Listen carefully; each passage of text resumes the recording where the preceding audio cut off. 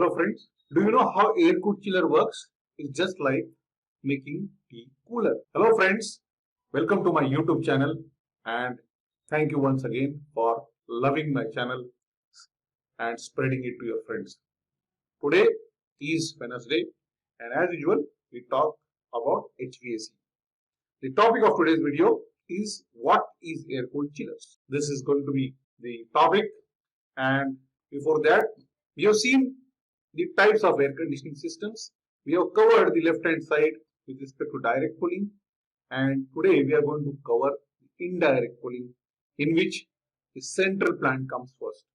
And in this video we are going to look at the air cooled chiller, which is there in front of you. As explained earlier, the components for air cooled chiller remain same: compressor, condenser, expansion device and the evaporator. Let's move forward. This is how the actual system is denoted. We have compressor. Now there are various types of compressor: reciprocating compressor, screw compressor, scroll compressor, centrifugal compressor. The compressor type might vary depending upon the application, depending upon the capacity of the chillers. Then we have the condenser, and why the air cooled name comes in, because here the heat is transferred to air directly with the help of fans, and you can see the fans on top of it. That helps us to remove the heat or reject the heat to the air, and that's how the refrigerant in the system gets cooled. And then we have an expansion valve over here.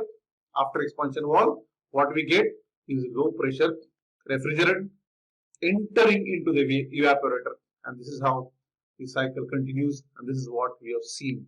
A similar thing is being denoted with respect to the air cooled chillers. The topic of today's video is air cooled chillers. This is again another explanation for you: compressor, and then we have condenser. These are V shapes, are the condensers. These are air cooled condensers. V shape is for what? We have more heat transfer area. If I put coil here and if I could just incline the coils, the surface area increases. That helps us to have better heat rejection area, the surface area. And we have seen the top of these. There are two fans over here. Fans can be multiple depending upon the requirement, but this is how the system works. And we can have a throttling device or expansion device. It could be expansion valve, it could be electronic expansion valve, depending upon the requirement. Then we have a evaporator. Now what happens in indirect cooling? As we discussed earlier, there is no direct contact of the air from the conditioned area with refrigerant. So here the refrigerant is coming in contact with the water. You can see water over here. That water gets transported to multiple areas where the air conditioning is required with the help of pumps, and there the contact with the air which is to be cooled or to be conditioned comes in contact with the water, that cold water. And this is how the indirect system works. This is the important component of air cooled chillers. So hope you are understanding it. In reality, it looks something like this. You can see these are the coils, as I said, V-shaped coils. These are the fans. These are the condenser coils. This is the compressor, and this is the evaporator. And we have expansion valve over here. As we see, we can have the water connections over here, inlet and outlet. The hot water comes, gets cooled, and then distributed to various air handling units, fan coil units that we are going to discuss a little later. But the diagram of this, you can now correlate it properly with proper identification of compressor. Then we have condenser, then we have fan, we have expansion valve, and then we have evaporator. This is how air cooled chiller looks. The look will depend upon its capacity. Smaller, it comes generally in modular form. So you can always have this V shape as one modular, then you can increase the modules and increase the capacity. This is how the large chiller is looking like. You can see over here. These are the fans. Here are the coils, and there will be compressor here, and the throttling device we can't see from here, but it is there before it enters into the evaporator. You can see the piping connections here. These are connected to the evaporator where the inlet and outlet water comes into the evaporator for the cooling purpose. So this is how a real picture in front of you, just to elaborate. This is how the chillers are installed mostly, at least city where I live.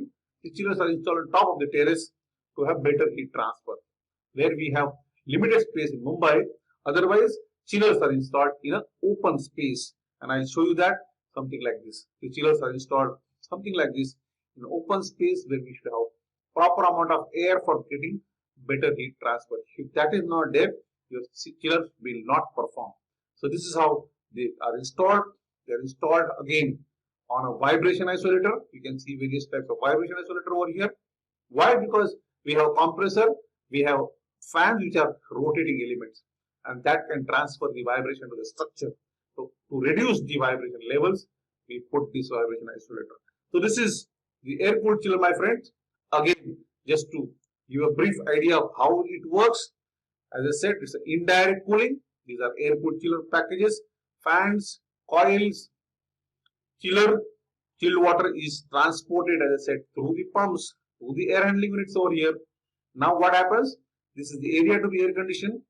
The return air comes in contact with the coils over here, which has got cold water coming from these pumps, and which is the source, the evaporator of air cooled chillers. And that gets cooled, and that cooled air is supplied back again to the area where air conditioning is required. This is the simple schematic diagram. You can very well understand how it works. So there is a chill water piping. This air is transported through ducts. It could be GI ducts. That is the most commonly used. So these ducts carry that cold air to the required place, carry the return air back to the unit, and this is how the system works. Hope you are getting value. You can always see my video on how to install chillers. The link is there in front of you. The link also will be given in the description box, and you will be knowing more about how do we install these chillers. Thank you very much for your patient listening. Please subscribe my channel. Follow me on YouTube, Facebook, LinkedIn, and ajazkazi.com. Thank you very much.